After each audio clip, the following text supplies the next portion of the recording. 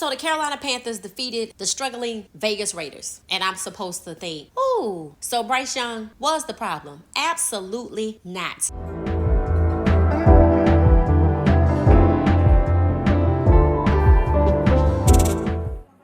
Welcome back to What She Said. Now, I hope some of y'all are finished arguing with your mother and ready to have a real conversation about Bryce Young needing to be rescued from the Carolina Panthers. Okay, so over the weekend, 3 trade offers came in for Bryce Young to be traded. Guess who said no? The Carolina Panthers. So let's just go ahead and break this down. I have said to y'all that the Carolina Panthers made Bryce Young a scapegoat. That's exactly what they did by benching him before this Vegas game, which was what you call low-hanging fruit because the Vegas Raiders are in some type of turmoil. Now, we already talked about how the Carolina Panthers failed Bryce Young by allowing him to be sacked 62 times. Now, we all know I'm a Colorado fan, and we know last year Shedeur Sanders was sacked. The offensive coordinator didn't change up nothing. He just let it happen, right? And that seems to be what happened to Bryce Young last year. So what do we see this year in Colorado? People say they see the same thing. You don't see the same exact thing. You see a problem for the O-line, but it's not pervasive across the O-line. It's not on the left side and the right side. It's really on the right side.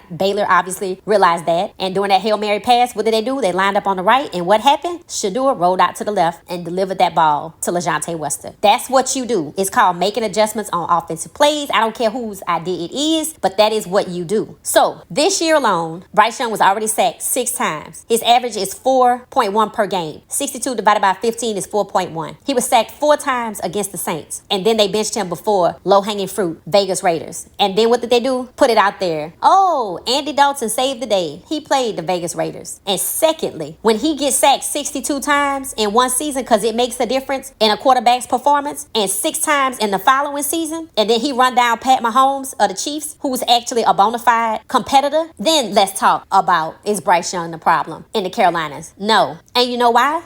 Because the Carolina Panthers allowed Bryce Young to be sacked 62 times last year, 6 times this year for a total of 68 sacks against maybe 17 games. Then they benched him before a game that was essentially low-hanging fruit. Who do you think that benefited? And then after they benched him and backlash entered the chat, they got 3 trade offers and said no to all of them. So what is the goal here? Is the goal for the Carolina Panthers to make sure that Bryce Young has 0 trade value like they did Cam Newton? Or is the goal to make sure that Bryce Young doesn't line up against them on another team like Baker Mayfield or Sam Darnold? Or is the goal to not look like they're incompetent by trading away a quarterback that was sacked 68 times over 17 games and he didn't get hurt once, who was the previous year Heisman winner, as well as the #1 overall pick in the draft that other teams want to trade for?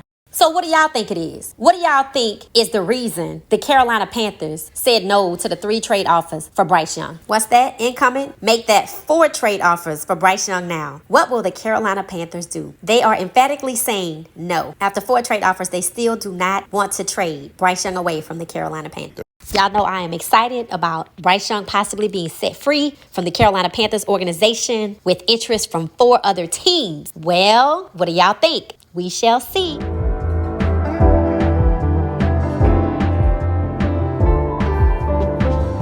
Always, thank you for watching. I enjoyed the comments. Please don't forget to hit the like button. Please don't forget to hit the like button. Don't be stingy with the like button. Don't be stingy. Don't be stingy. Don't be stingy with the like button. Peace, y'all.